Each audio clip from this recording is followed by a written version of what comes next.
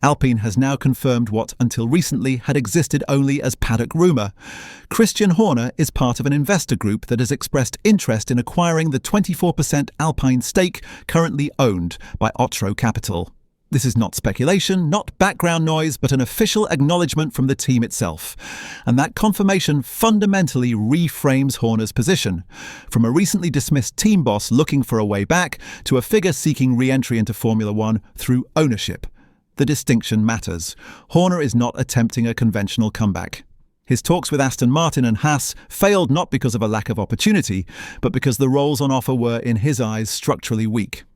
After 20 years at Red Bull, where he operated with near total authority, Horner has little interest in returning as an employee, a team principal whose future depends on boardroom politics rather than control. What Horner wants now is equity, veto power, and long-term security. In modern Formula One, the clearest precedent is Toto Wolff.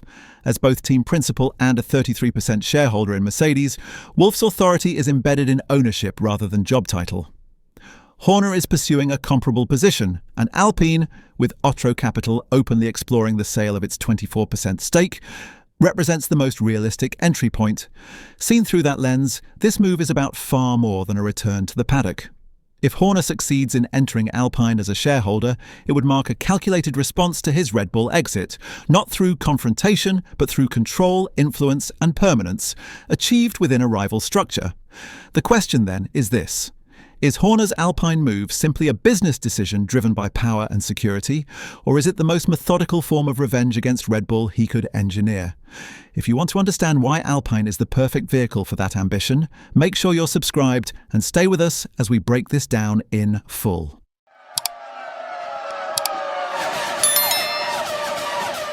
What gives this story unusual weight is that Alpine itself has chosen to go on the record.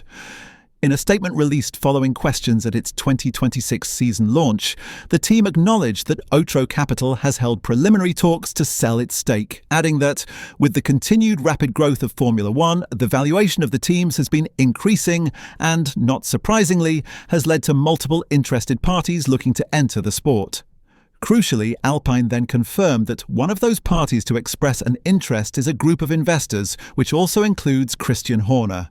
That wording is careful, but unmistakable. Horner is not being courted for a management role. He is not being sounded out as a consultant. He is part of a financial consortium looking to buy into the team. Alpine also stressed that any approaches or discussions are with the existing shareholders, Otro Capital, 24%, and Renault Group, 76%, not directly with the team, underlining that this is a shareholder-level conversation, not a paddock-level flirtation. Flavio Briatore, Alpine's executive advisor and de facto power broker, has been equally clear in his public comments. Asked directly about Horner during the launch of the A526, Briatore said, "Otro wants to sell the participation in Alpine. It's a few groups interested to buy 24% of Otro. We don't know." He added that Horner's involvement had nothing to do with me, stressing that he is negotiating with Otro, not negotiating with us. The message was consistent. This is about ownership, not management, and the decision ultimately sits with Renault as majority shareholder. This context is essential because it explains why Horner's previous links to Aston Martin and Haas went nowhere. Those discussions, by all credible accounts, stalled once it became clear that Horner was not interested in a conventional team principal role.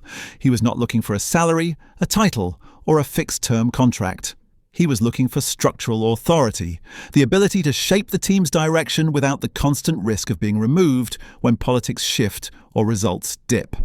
Horner's experience at Red Bull has clearly informed that stance. For 2 decades, he ran the team with extraordinary autonomy, overseeing a period that delivered 8 drivers' championships and 6 constructors' titles. But his removal in July 2025, following months of internal tension and a broader power struggle within the Red Bull organization, served as a brutal reminder that even long-term success does not guarantee security when ownership dynamics change. That is why the comparison to Toto Wolff is not incidental, but central. Wolff's position at Mercedes is fundamentally different to that of most team principals. As a 1/3 owner of the team, his authority is anchored in equity. He cannot simply be dismissed without enormous financial and structural consequences. His role blends leadership, strategy, and ownership in a way that provides both power and protection. This is the model Horner now appears determined to replicate. Alpine's structure makes that possible in a way few other teams can match. Renault retains 76% ownership, but the remaining 24% is a clean, clearly defined block held by Otro Capital and its partners. That stake was acquired in 2023 for around €200 million, and its value has since risen alongside Formula One's booming valuations. Otro Capital has openly acknowledged exploratory talks to sell, creating a rare opportunity for an external figure to buy into a works team at a meaningful level. From Horner's perspective, this is a uniquely attractive opening. Alpine is not just a team with shares available, it is a team at a strategic reset point. After finishing at the bottom of the constructors' standings in 2025, Alpine has closed its Viry-Châtillon engine program and will become a Mercedes customer from 2026. The team has undergone repeated management changes, with Steve Nielsen now installed as managing director and Briatore exerting influence from an advisory role. Performance in 2025 was poor, but the 2026 regulation reset offers a clean slate. This combination of underperformance, ownership fluidity, and regulatory change is precisely the environment in which Horner built Red Bull into a powerhouse 2 decades ago. The difference now is that he is not seeking to do it as an employee, but as an owner.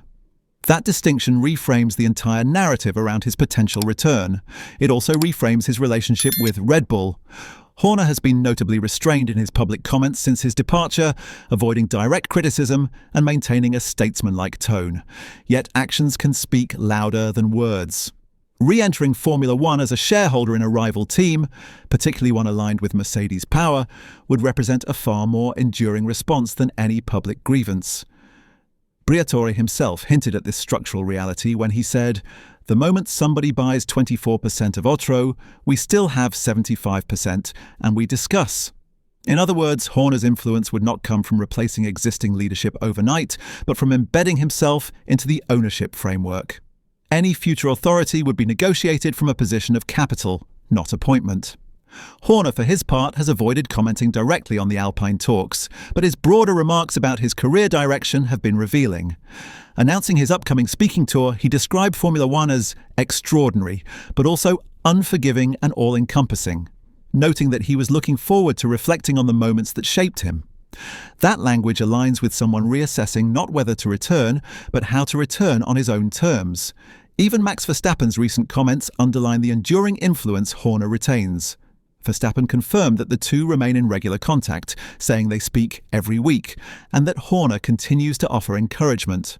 While Verstappen also acknowledged that Red Bull's post-Horner environment has become more positive, the personal bond remains, reinforcing the idea that Horner's standing within the sport did not disappear with his job title. All of this feeds into the central question of intent. Is Horner simply making a rational business move, identifying a valuable asset in a growing sport, and seeking to protect himself from future boardroom vulnerability? Or is there an additional layer, a desire to demonstrate that his removal from Red Bull did not diminish his relevance, authority, or ability to shape Formula One's competitive landscape? By choosing Alpine, Horner would be aligning himself with a project that directly intersects with Red Bull's recent past. A former Renault-powered rival now running Mercedes engines, a team seeking resurgence after internal chaos, a structure that allows ownership influence rather than hierarchical employment. It is difficult to see this as coincidence. What is clear is that Alpine's confirmation has moved this story out of the realm of conjecture. Horner is not circling Formula One. He is positioning himself to buy back in. And if he succeeds, his return will not be as a subordinate figure operating at the pleasure of others, but as a stakeholder with leverage, security, and long-term influence. So as this process unfolds, and as Renault weighs its options as majority owner, the stakes extend beyond Alpine alone. This is about what power looks like in modern Formula One, about how leading figures protect themselves in an increasingly corporate sport, and about whether ownership has become the ultimate form of competitive control. Which brings us to the final question. If Christian Horner does secure a stake in Alpine and reshapes the team from the inside, will it be remembered as a smart financial play, or as the most quietly devastating response to Red Bull's decision to let him go? Let us know what you think and drop your view in the comments below.